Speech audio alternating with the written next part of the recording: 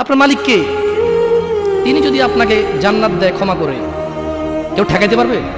কিন্তু মনে রাখবেন, তিনি মিথ্যা কথা বলে না। তিনি বলে দিয়েছে তিনি কাদেরকে জান্নাত দেবে। মক্কার ইমামে যদি বিয়ে পড়ে স্যার আমি না রাজি না থাকি, তোর বিয়ে হারাম। যাই হোক, ইবনে আব্বাস রাদিয়াল্লাহু আনহুমার বর্ণনায় রাসূল সাল্লাল্লাহু আলাইহি সাল্লাম বলেন, আল্লাহ তাআলা মদ, জুয়া, তবলা, সারেঙ্গি হারাম করেছেন। তিনি আরো বলেন, নেশাগ্রস্ত করে এমন প্রত্যেক বস্তু হারাম। মুসনাদে আহমদ ও আবু দাউদ এসেছে।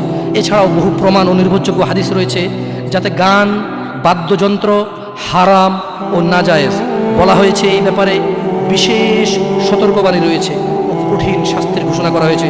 রাসূলুল্লাহ সাল্লাল্লাহু আলাইহি সাল্লাম বলেছেন, আমার উম্মতের মধ্যে এমন সম্প্রদায় হবে যারা জানা, ব্যভিচার, রেশমি কাপড় ব্যবহার, মদ, পান ও গান, বাদ্যকে হালাল করবে।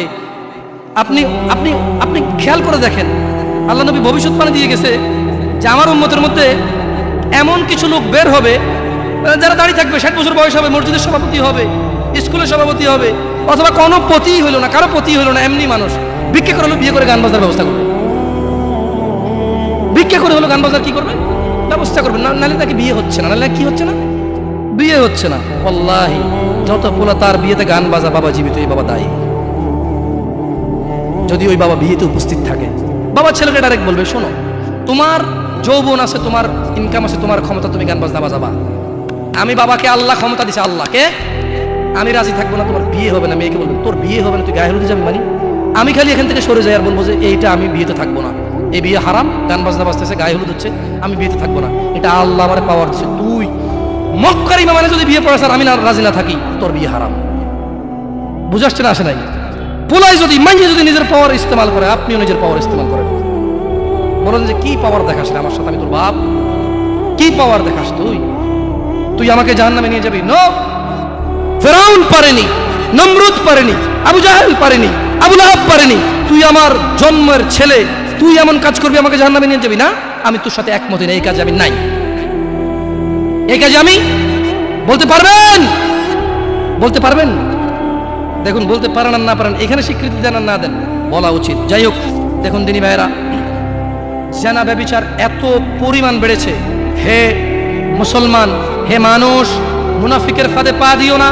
তারা চায় তোমরা বেহায়াপনা, নির্লজ্জতা, নোংরামো, অশ্লীল চরিত্রকে আপন করে নাও, যা তোমাদের দুনিয়া ও আখিরাতকে সম্পূর্ণ ধ্বংস করে দিবে, যা তোমরা তোমার নিজের ও তোমার ভবিষ্যৎ প্রজন্মের দুনিয়া ও আখিরাত অন্ধকার করে দেবে।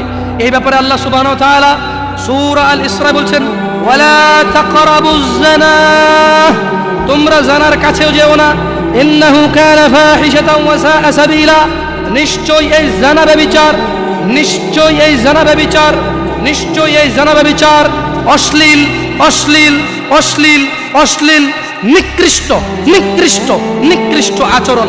রাসূলুল্লাহ সাল্লাল্লাহু আলাইহি সাল্লাম বলেন, জানাকারী ব্যক্তি যখন সে জানা করে ওই সময় তার ঈমান থাকে না। চোর যখন চুরি করে ওই সময় সে মুমিন থাকে না। মদখোর, নেশাগ্রস্ত লোক যখন সে নেশা করে ওই সময় তার ঈমান থাকে না। চিন্তা করে দেখেন তো, মদ খাওয়া অবস্থা মারা গেলে কি হয়ে মরলেন বলেন তো? যতই হজ করেন কি হয়ে মরলেন? হজ করতে কে বলছে? আল্লাহ। হজ করতে কে বলছে? মুহাম্মদ সাল্লাল্লাহু আলাইহি সাল্লাম। নামাজ পড়তে কে বলছে? আল্লাহ। নামাজ পড়তে কে বলছে? মুহাম্মদ সাল্লাল্লাহু আলাইহি সাল্লাম। ওই একই মুহাম্মদ সাল্লাল্লাহু আলাইহি সাল্লাম বলছে, চোর চুরি করার সময়, মদখোর মদ খাওয়ার সময়, জানাকারী ব্যক্তি যতক্ষণ ওই মহিলার সাথে থাকে এর ঈমান কি? বলেন কতদিন বাঁচবেন? কে আছেন বলতে পারেন? আবারও পাইলাম না। আমি ভাবছি এতক্ষণ শোনার পর একটু সাহস হবে, বলবো যে আমি এতদিন বাঁচবো। তো যে জানা করতে গেলেন তার মানে গ্যারান্টি আছে যে যা জানাটা না করে চলে আসবো, তারপরে মরবো তওবা করে? না, এরকমই তো কিছু নাকি? আল্লাহ আমাদেরকে বুঝার তৌফিক দান।